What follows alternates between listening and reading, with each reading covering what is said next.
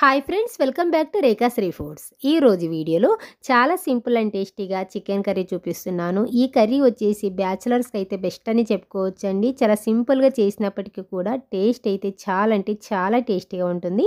చాలా ఈజీగా కూడా ప్రిపేర్ చేసుకోవచ్చు.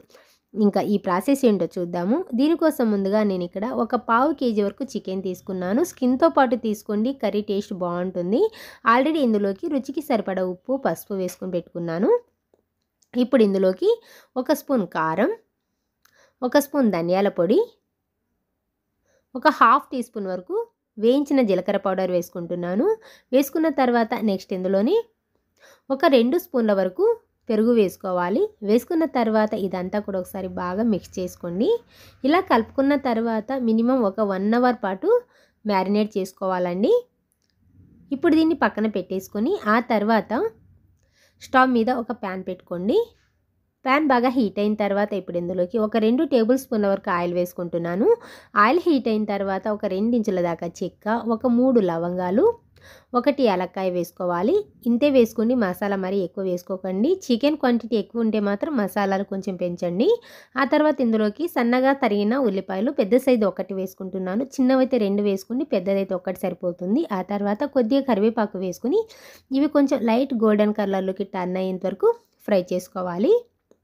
సో ఈ విధంగా ఉల్లిపాయలు ఈ విధంగా లైట్గా కలర్లోకి చేంజ్ అయిన తర్వాత ఇప్పుడు ఇందులోకి ఒక స్పూన్ అల్లం వెల్లుల్లి పేస్ట్ వేసుకుంటున్నాను. ఫ్రెష్ అల్లం వెల్లుల్లి పేస్ట్ వేసుకుని టేస్ట్ బాగుంటుంది. వేసుకుని ఇది కొంచెం పచ్చివాసన పోయేంత వరకు ఫ్రై చేసుకోవాలి. ఆ తర్వాత ఇందులోని ఒక 2 పచ్చిమిర్చి కూడా వేసుకొని మిక్స్ చేసుకోండి.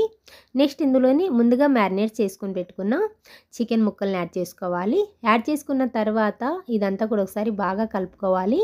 మంటను మీడియం టు లో ఫ్లేమ్లో అడ్జస్ట్ చేసేసుకుని దీనికి మూత పెట్టేసి మధ్య మధ్యలో కలుపుకుంటూ మాడకుండా ఒక 7 నుంచి 8 నిమిషాల పాటు ఉడికించుకోవాలి.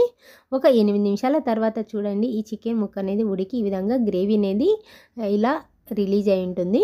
ఇప్పుడు ఇదంతా కూడా ఒకసారి బాగా కలుపుకోండి. ఇలా కలుపుకున్న తర్వాత ఇప్పుడు ఇందులోకి ఒక హాఫ్ కప్పు వరకు వాటర్ని యాడ్ చేసుకుంటున్నాను. వేసుకున్న తర్వాత ఇదంతా కూడా ఒకసారి బాగా మిక్స్ చేసుకోండి. ఇలా కలుపుకున్న తర్వాత ఇప్పుడు దీనికి మూత పెట్టేసి మరో 8 నిమిషాల పాటు ఉడికించుకోవాలి. చూడండి, ఒక 8 నిమిషాల తర్వాత చూస్తే గ్రేవీ అనేది కొంచెం చిక్కబడి ఉంటుంది. చికెన్ ముక్క కూడా సాఫ్ట్గా కుక్ అయిపోయి ఉంటుందండి.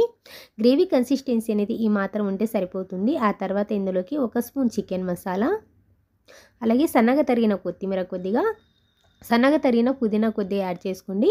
యాడ్ చేసుకున్న తర్వాత ఇదంతా కూడా ఒకసారి బాగా కలుపుకోండి. ఇలా కలుపుకున్న తర్వాత స్టవ్ ఆఫ్ చేసేసి సర్వ్ చేసుకోవడమే. అంతే, చాలా ఈజీగా చేసుకున్నప్పటికీ కూడా టేస్ట్ అయితే చాలా టేస్టీగా ఉంటుంది. ఒక్కసారి ఇలా ట్రై చేసి చూడండి, ఖచ్చితంగా నచ్చుతుందండి.